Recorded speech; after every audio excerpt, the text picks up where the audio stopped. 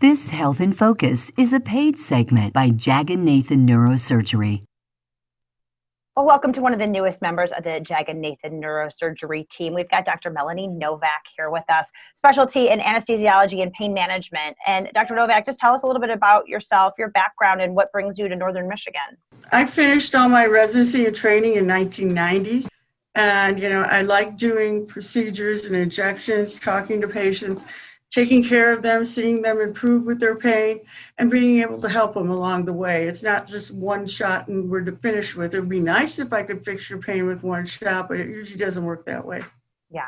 And I think you pride yourself in probably not using narcotics and trying to use other ways to take care of that pain, because you say it's a big problem. We know it's a big problem, but you say it's strictly an American problem, right? Exactly. I can give you, when I started practicing in the early 1990s, we had something called the triplicate prescription pad. It had 3 sheets. It was locked up. We'd ask Vera, our nurse, about 3 times a week to get the script pad out. Now I see 8 people before noon on class 2 opioids. 8, it's like Tic Tacs. Everybody's put on Norco. Everybody's taking Xanax. And the problem with opioid narcotics, they only work for 2 to 6 weeks. After that, you develop what they call tolerance. Your body's used to it. So you take more pills. And that's half the problem. Is we need to re-educate people that these meds should be used sparingly, not something you take every day. You have lots of other options there that you can help patients with and get them back up and moving. Absolutely. I believe in physical therapy, injection therapy, which I do, using non-narcotic medications, and then so many other ways to help treat your pain. And that's what patients need to explore, not just come in and get a pill box, pills. That you're not really doing the patient any good in the long run, and setting them up for harm. Absolutely. And so you're based out of West Branch then? Yes, and I do go once in a while to Troy. I was in full-time practice for years and years, and I was looking for something part-time because I do some consulting, and this was a good fit.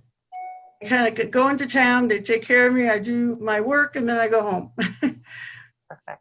And so, so if people are dealing with back pain, with neck pain, things like that, they can reach out to you guys, get in touch with you, and find some solutions that are not narcotics based.